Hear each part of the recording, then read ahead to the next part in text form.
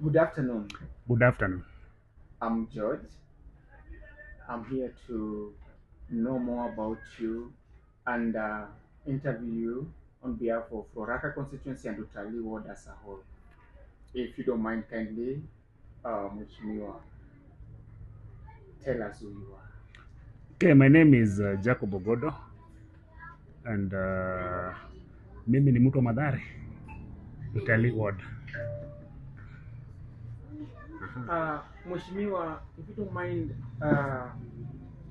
people out here saying, oh, you're not residing in Madare yet. Right now, nimesikia umejitambulisha kama mwana Madare. What can you tell people about that? Yes, I don't reside in Madhare, but I was born and brought up in Madhare. I've spent 90% of my life in Madhare. Actually, it's 95% because I work in Madhare and I have impacted people in Madare, and this is where I belong because I've been also a voter in Madare. I've done my politics. I've supported candidates in Madare for all those years. So I don't think whether I should be judged by where I sleep. If anything, I think where I sleep is just a bedroom because I come in the morning and I leave very late at night every single day. Thank you. If you don't mind, there are rumors circulating that you want to be a leader in Utalii ward, and later you will be eyeing for Oraka constituency. What inspired you? Let's do first things first. Currently, I am a candidate for MCA Utalii Ward. So, what has inspired me is I've been in this community, as I mentioned, since I was a child. I've seen people suffer here. I went to school without shoes. I went to bed without something in my stomach, and as a matter of fact, have tried in a small way to solve these problems. But again, I cannot do everything. I'm just a normal citizen. So with the little networks, the small resources the little resources that I've been having, I've made sure that I've done my bit. But still, that is not enough because we've had lots of cases that children are forced to be at home while they're supposed to be in school because they don't have school fees. I've had cases of kids going without food. Even today in my program, there's a child that I'm told were thrown out of their house because of lack of rent. So these are the issues that are motivating me to go to stand up for my community and try to find solutions for this. Of course, I cannot solve all these, but I can empower one or two, three people so that they also be self-reliant because we cannot, again, as I said, we cannot afford to help them each and every day. Thank you. Other politicians, when they meet needy people and needy personnel and needy children, they normally take advantage of them and maybe record them after helping them and make post of them. Uh, how many children, or have you helped some children get to school, and why haven't you posted them publicly as other politicians do? I'm not doing this for the first time. I've been in this community for many years. I've helped so many people, so many people. But I'm also a Christian. The Bible says that what the right hand gives, the left hand should not know. And that is what I'm doing because I was also helped. Many years ago, I said I was raised in Madare. I lacked school fees. I went to bed without food. I didn't have shoes. I didn't have clothes and all that. But someone helped me when I was a child. And I feel like, in a small way, if I help someone, that should be between me and him. I've helped few. uh, children in very small ways to get to school, maybe by buying books, mattresses, and even small fees. I've done that, but I don't think it won't be appropriate also when you post that, because some people will feel like there's that dignity. You see, it is something. It is wrong when you want to expose that. You see, I helped the child of so and so to get to school. You see, there's that dignity that everyone deserves. So that's why I don't post most of the things that I do. But I've been very vibrant in this community. Okay, if I don't mention names and how they perform to where Muradi in Madarifoe as particular, the drainage system over there is hectic, and the issue of rubbish disposal and latrines are so crazily not in good condition. If at all today people of Utalii decides to give you that opportunity to lead them, what change will you have? What will you do about that? My type of leadership will be very different from the previous regimes. I want to serve my community. I've served them, but still want to serve them. I want to be their servant. I want to know the need and how to address that need, because these people are living there, and talk about garbage, it affects them, but they also have solutions to that. So my approach will be like, this is a problem, how do you solve it holistically without hurting others? Because we've seen scenario where people are thrown out because of maybe that drainage. We've seen scenario where people are forced to sleep outside. Remember, during floods, I even supported other families to start up their lives. They were literally sleeping outside, and I just found help through my friends and partners. So my approach will be, this is something that is affecting the community, and I must not have solution to every problem, but holistically, when we come on board, when we sit down, when we talk, then we'll find solutions to these problems, because uh, other people have had similar problems and they've solved that.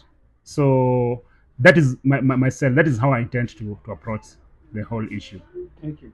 Uh, Mheshimiwa, the rate of joblessness uh, has really affected a lot in Utalii Ward and Roraka constituency as a whole, and I'm seeing more energetic and very very good young people who are very brilliant, who can do something to make the ends meet, just loiter around or idle around, and later in the day they start doing things which are not pleasant and even make insecurity be more Mhm. pandemic in this jurisdiction. What approach will you give to this so that these young men and women not to indulge in drug abuse, and late in the night they start manning people from hustling and robbing them off? What will you do about that? Unemployment is a major issue, not just in Madare, but in our country as a whole. Now, my approach to that issue is that I know most of these youths lack what we call mentorship. They have knowledge, they have papers, they've been trained on different things, but they're not. There's not someone to work with them and at least help them make a living. I have done that previously through my organization. We've done entrepreneurship trainings, and even just working with these young people and even women on how to start small businesses. That is something that we are still doing, but again, we cannot employ every person. Now, one thing that we must do is to change the mentality, because most of people believe that they can only make income through employment, but we have so many opportunities in entrepreneurship world, we can do a lot of things to make a living. Given an opportunity, uh, we will knock doors. I know there are many companies. There are many organizations within Utalii world who are willing to empower young people and even women. So that is key in what I want to do. I want to make that transformation, because we've lost so many young people as a result of crime, and some of these people still, because not that they love doing that, but that is their way of making money. So given an opportunity, I want to work together with the people of Utalii. We want to knock those doors. We want to visit the companies. We want to make the transformation through again the approach that a holistic approach where all people will come on board, and will find the best way to do that. Thank you. Most politicians, when they do their campaigns, when they knock door to door, trying to sue people to give them, vote them in the offices, they try to give them some little tips for credits and so on and so forth. Uh, what will you do different from them? Because once they do that, once they get into the offices, they forget about these people. They start bragging about them, that I gave you this and that, I bought you guys, I bought your votes, now it's my time to return my money back to where I got it from. What will you do different so that this problem does not reoccur? My predecessors made the politics of Utalii, they raised the bar too high, and that has been a problem. So what I want to do is I want us to work together, because I don't have that much to give. I am not a millionaire. I'm just a small guy from Adare who wants to make that difference. So when we talk of empowerment, then these issues won't occur, because we've been brainwashed. Politicians come, they give 50 shillings, 100 shillings, and that is it. But my system, the strategy that I want to come with is a way that that we have permanent solutions to this, because 100 shillings or 200 shillings, that cannot sustain you for a long time. But when we teach this person to fish, then that will change their lives. So my thing is, we again through the forums where people will come and talk and reason together, we will find other ways of making livelihood. But again, we must change our mentality. That must change. The issue of handouts must stop. I know it is something that people are used to, but that one must stop, because at the end of the day, nobody can buy anybody. We cannot buy. Our prices are too high. You cannot buy anyone to give you that vote. But I think it is time to listen to politicians, the people who are coming to, who are vying for these seats, to hear the ideologies, and then vote someone depending on what he or she is bringing on table, as opposed to the money that they're giving out. Thank you. You mentioned earlier that you are at the moment you're trying to reach out to people through educating them on entrepreneurship, life skills, promoters, and you're trying to run them into groups so that they learn and be somebody. After doing all these, are you supporting them financially? Maybe so that they may start businesses pertaining on the entrepreneurship programs that you've put across, or after giving them this education, what do you help them with? Knowledge is power, and that is the best weapon that we should have. So we are teaching them, training them on entrepreneurship. We are training them on how to save. We are we are also enlightening them on organizations and other governmental, non-governmental, and governmental organizations that are giving grants to that. So what you're giving purely is knowledge. When after getting the knowledge, now it is upon them also to knock other doors. We're also working with talks are on with other organizations who are giving grants, so that when after giving them the trainings, now the other people can come on board and also facilitate what they are doing. But again, we must get out of our comfort zones and work hard towards building this nation. So I believe in a system where people will think through what they can do with the little resources, because I know nobody's poor. We are blessed in one way or the other, and we cannot say that we are poor. So with this information, we can bring our minds together and put our resources together and go forward and make a living to ourselves. Thank you, Mheshimiwa. We've got issue pertaining academic and education as a whole in Utalii ward and Roraka constituency as a whole. The other day, we had stories hitting our headlines about Kiharu constituency of Mheshimiwa Ndindi Nyoro and how he's working in that constituency. According to you, what will you do in academic when it comes to academic and when it comes to fee payment and all that? What will you do? Government, through the county government, is issuing bursaries. So what I'll do in for education, I'll make sure that the needy people who are needy in within my ward will get the bursaries. I am also connected.